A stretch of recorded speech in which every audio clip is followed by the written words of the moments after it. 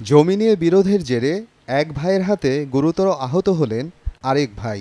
এ ঘটনায় নিন্দার ঝড় উঠেছে পাবনার ভাড়ারা জুড়ে। ভুক্তভোগীর দাবি, জমিজমা সংক্রান্ত ঝামেলায় নিজের বাবা মাকে বাড়ি থেকে বের করে দেন শিমুল শেখ। পরে তারই বোনের বাড়িতে আশ্রয় নেন বৃদ্ধ বাবা মা। তবে সেখানে গিয়ে একাধিকবার হুমকি ধামকি দেয় সে।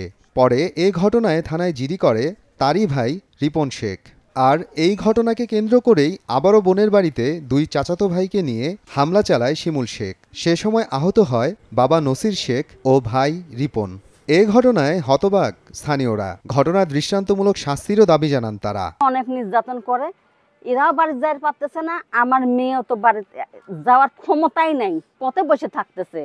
তার হাতে সারাক্ষণ রড, দাও, হাসি সবসময় নিয়ে এসে বসে থাকতেছে। এখন অবস্থা খুবই খারাপ।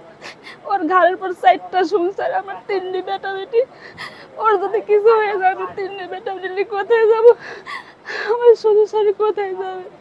এই মানুষগুলোর কি হবে? আমার ননদে মারা গেছে, আমার ননদের 4টা, সব ওর ঘাড়ের পর। তাহলে ওর যদি ভালো ছেড়ে মন্দ হয়ে যায়, এরা কি করবি? কোথায় যাবি? আমি এর বিচার চাই। আমি বিচার চাই। আমি ওই সালের এই সাল তো বাঁচবি কি মরবি, আজকে কিন্তু আউলে গেছে, একবারে আউলে গেছে, আমি কিন্তু চেক দিয়ে পাচ্ছি। আমি চাচ্ছি এর মরার আগেও মরুক।